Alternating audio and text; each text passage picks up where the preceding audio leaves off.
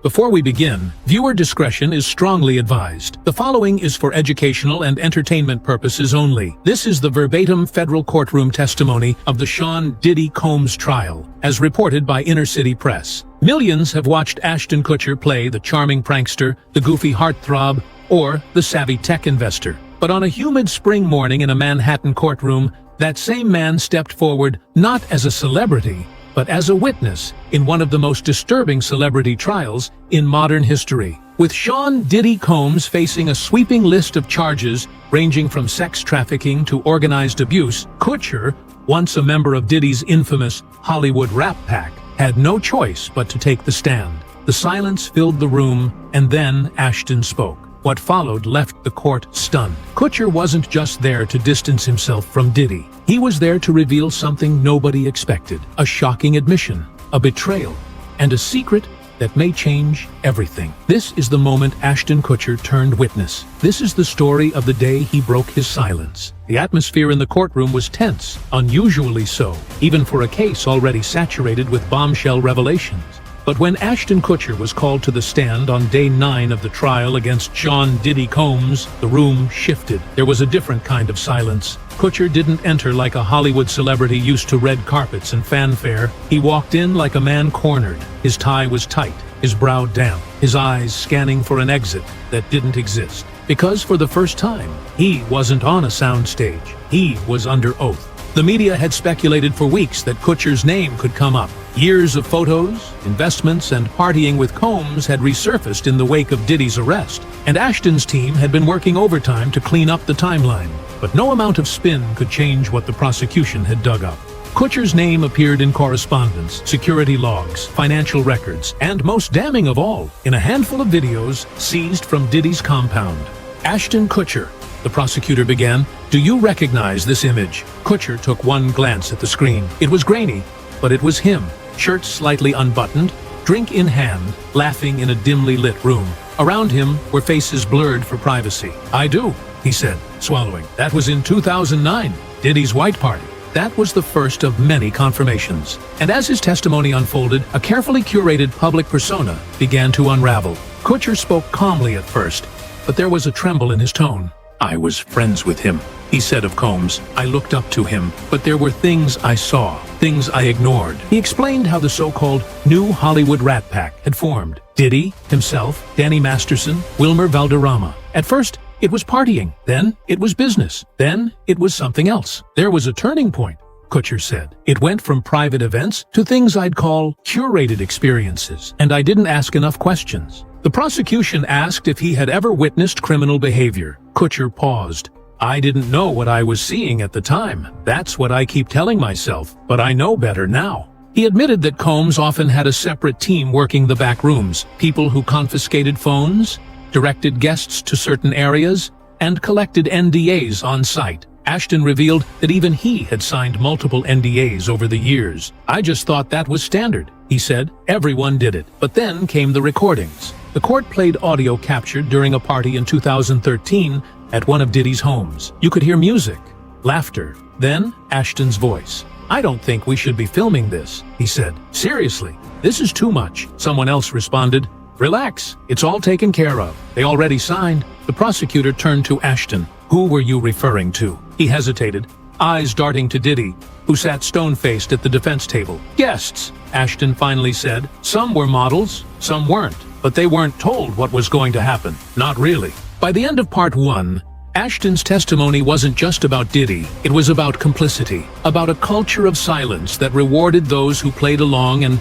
punished those who asked questions. And it became clear, Kutcher had once been one of the former. But now, in front of a judge and a jury, he was trying to become the latter. Ashton continued his testimony into the afternoon, this time detailing the infamous years of the new Hollywood Rat Pack. "It was me, Diddy, Danny Masterson, and Wilmer Valderrama," he said. "We called it a new kind of brotherhood, but in hindsight, it was a machine."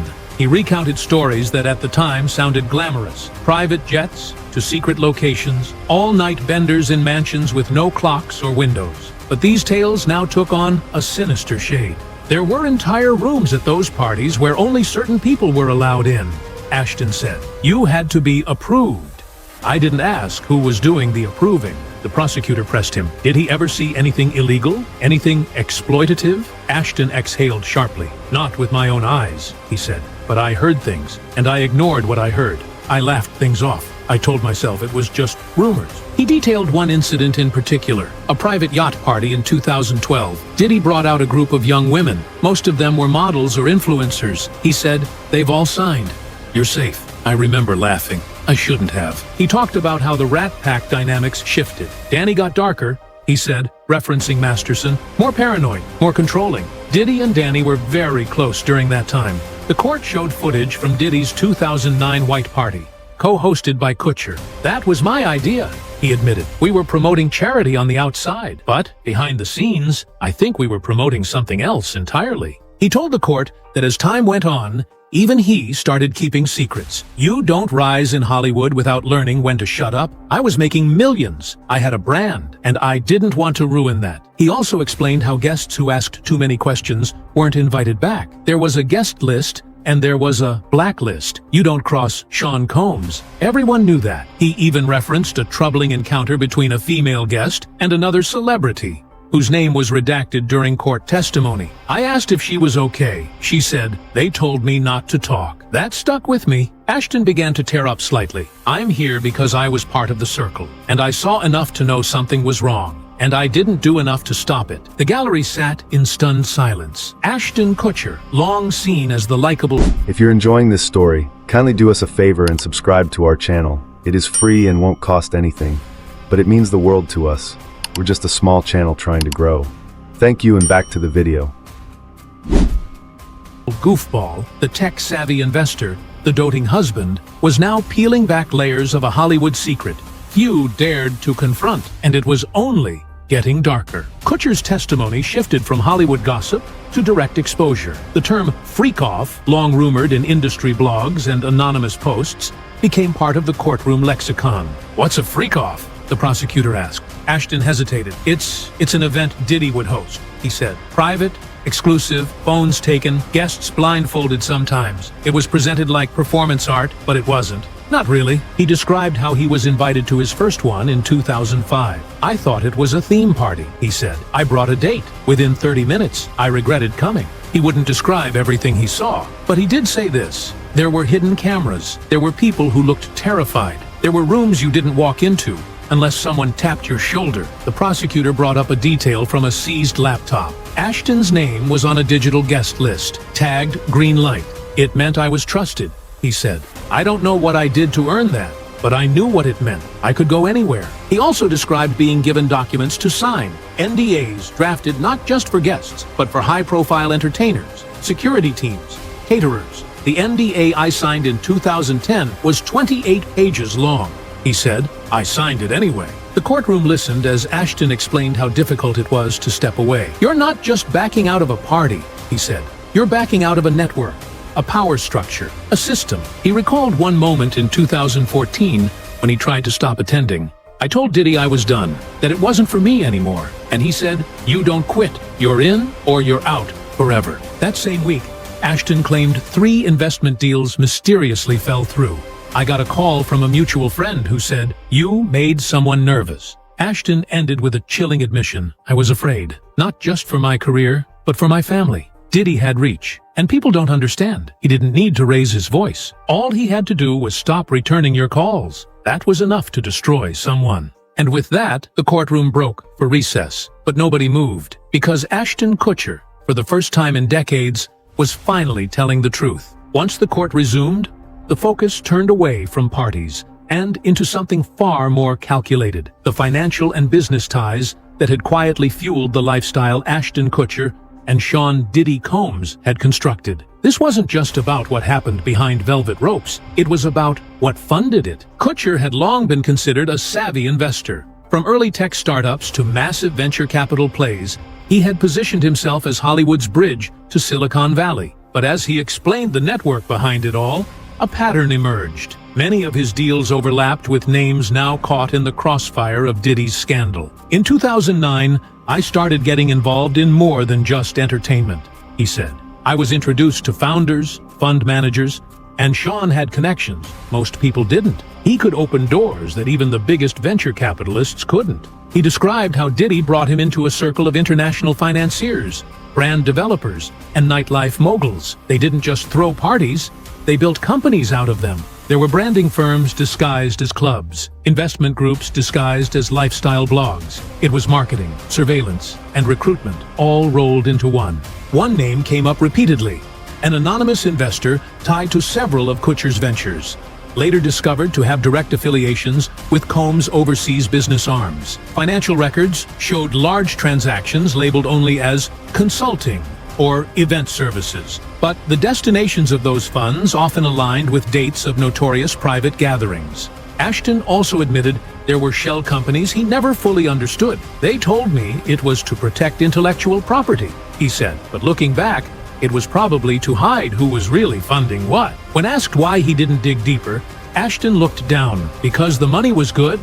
Because I didn't want to be the guy who asked too many questions. The prosecution laid out a timeline of investments, from Kutcher's involvement in an exclusive tech hub in downtown LA, to his partnership in a nightlife-focused app that folded shortly after receiving millions in funding that traced back to accounts now frozen under federal suspicion. Kutcher admitted he'd received updates from the app's leadership, but the user data they collected, names, locations, biometric info, had quietly been sold off. I didn't know, Ashton said, but maybe I should have. He also described one eerie moment in 2016 when he was shown a pitch deck for a new app developed by one of Diddy's associates. It was supposed to help talent connect directly with producers, but there was a page about discreet background checks and personality profiling that made me uncomfortable. I passed on that one. Revealed wasn't just a story of bad parties, it was a full-on infrastructure that blurred the lines between Hollywood and darker interests. And in the middle of it all were names you'd see on magazine covers, holding awards on stage, while behind the scenes, they were cashing checks signed in silence. As the years wore on, Ashton Kutcher's circle got smaller. The bond that once united the so-called new Rat Pack began to fracture, and not because of scandal, but because of control. It became clear that within this Hollywood fraternity, loyalty had a price, and betrayal came with consequences. After 2014, things changed, he said. Danny Masterson became more paranoid. Wilmer Valderrama started distancing himself, and I started hearing whispers. He wasn't just referring to media gossip. According to Kutcher, people close to the group were quietly breaking away, not out of disagreement, but out of fear. One friend stopped showing up to everything. We thought he was just burned out. Then he called me and said, "You know too much. Get out." Kutcher claimed that after he began declining certain invitations, events, investments, dinners, things around him shifted. Projects that were greenlit suddenly went dark. PR deals fell through, and certain executives stopped returning his calls. It felt like I was being quietly frozen out. He detailed a chilling encounter in early 2017 when he ran into Diddy at a charity gala. He hugged me, told me I'd been missing out, and then he said, "You should be careful about what you don't remember." That line stuck with me. Shortly after, Ashton said he received a USB drive in a blank envelope at his office. It was footage from a party in 2012. Nothing illegal, just embarrassing. I got the message. He admitted that fear started dictating his decisions. He didn't speak up. He didn't confront anyone. He just tried to back away slowly, hoping no one would notice. But someone always did.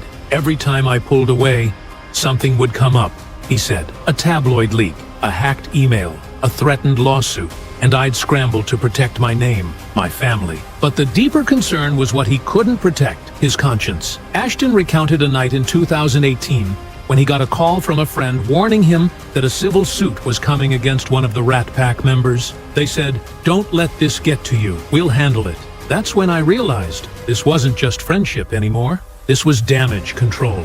He began distancing himself from everyone involved, quietly moving funds, severing ties, reworking contracts. But even then, the ghosts lingered. Business associates would still bring up Diddy's name with reverence. Tech founders would drop hints about private funding rounds. And all Ashton could do was smile and nod.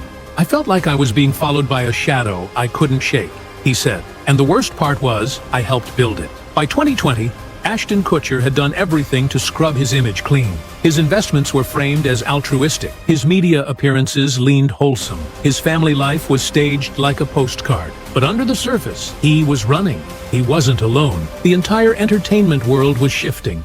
The pandemic forced stars to retreat. Scandals began surfacing. And eventually, Diddy's name was no longer whispered. It was shouted. When I heard about the first raid, Ashton said, I wasn't surprised. I was relieved. But the relief didn't last, because soon after came the subpoenas. The headlines, the social media accounts posting pictures long since forgotten. Kutcher's name was back in the mix, and this time, no PR team could contain the damage. He described the day federal agents knocked on the door of one of his business properties. They had a warrant. They wanted access to archived footage, correspondence, travel logs. I gave them everything. He also explained why he didn't speak publicly during the initial firestorm. I was scared, not just of the legal blowback, but of how deep it would go, who it would hurt. The biggest blow came in 2023, when footage surfaced of a party once hosted by both Kutcher and Combs in the Hamptons. It wasn't graphic, but it showed influencers being led by handlers into off-limits areas. Ashton,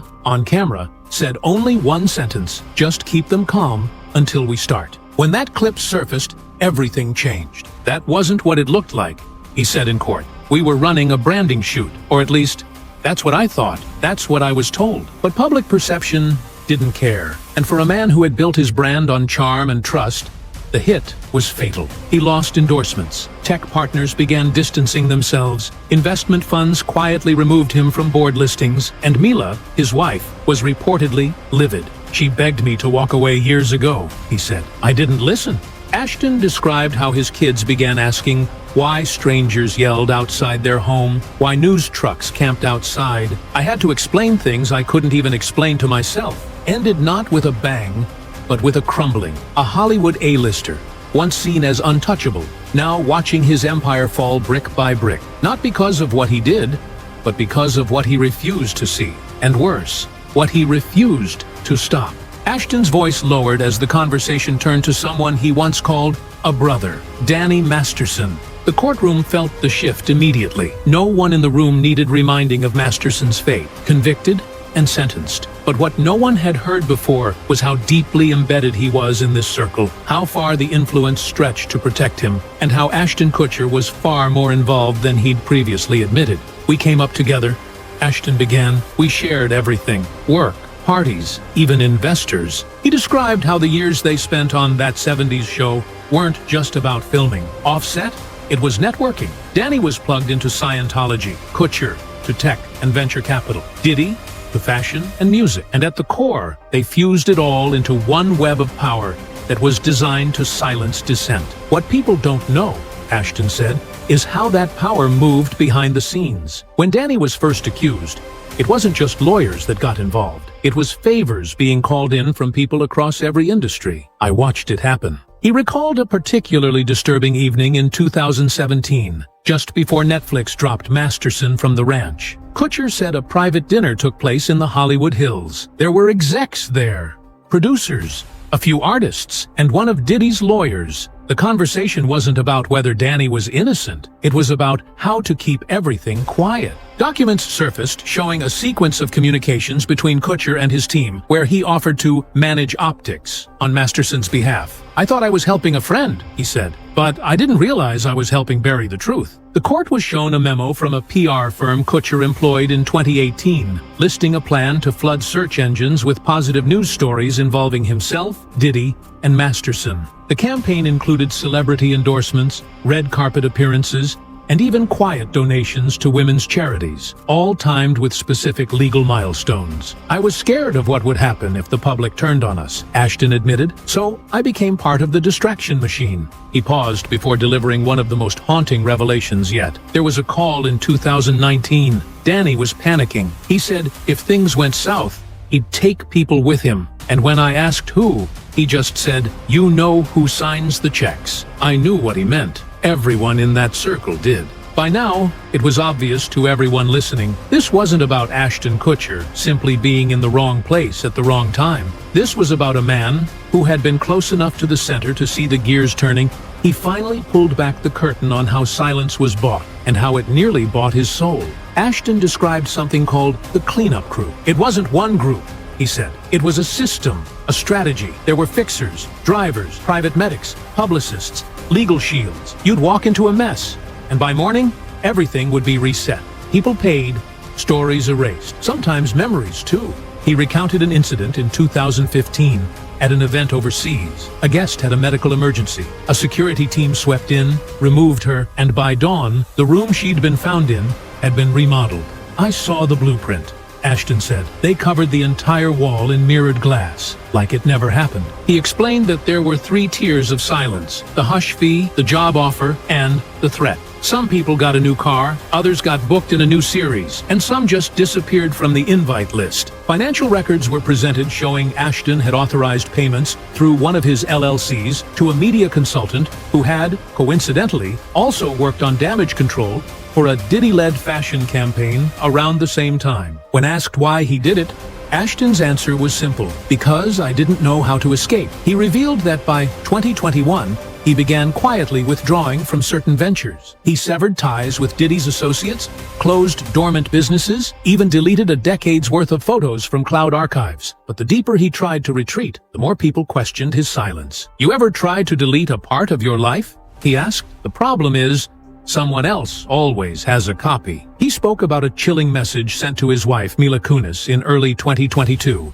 A photo of her with their children, captioned with a line from a contract she'd never seen. It wasn't a threat, it was a reminder that even if you leave the party never leaves you. He ended with Kutcher explaining why he was finally speaking out. "Because I got tired of erasing myself," he said. "Because the longer I stayed quiet, the more I became one of them." Ashton Kutcher sat still for a long moment before speaking again. It was as if he knew what Part 9 truly meant, not just for the courtroom, but for the legacy of everyone still watching. "This isn't about saving face," he said. "This is about saving whatever part of myself I still recognize." He was asked one final question. If given the chance, would he go back and change anything? "I would have walked away," he answered. "Back in 2005. The first time I saw the door close behind me at one of those parties, I should have left. But I didn't. I stayed. I played along. I smiled on carpets and pitched apps while people got hurt behind the scenes." He admitted he had sent letters to some of the victims recently, not to ask for forgiveness, he said, just to tell them, "I see it now, all of it." Ashton turned to the judge before stepping down. "Your Honor," he said, "if there's anything this court needs from me, emails, records, names, I won't fight it. I've done enough fighting for the wrong people." A hush swept over the room. Even Diddy didn't flinch, because at that moment, the courtroom wasn't filled with celebrities or moguls. It was filled with the echoes of what they'd all tried to bury. Outside, the world was watching, and whether you believed Ashton was a hero, trying to atone, or just another guilty man with a polished smile, one thing was clear. The curtain was finally being pulled on the myths of fame. And what stood behind it was far uglier than anyone wanted to admit.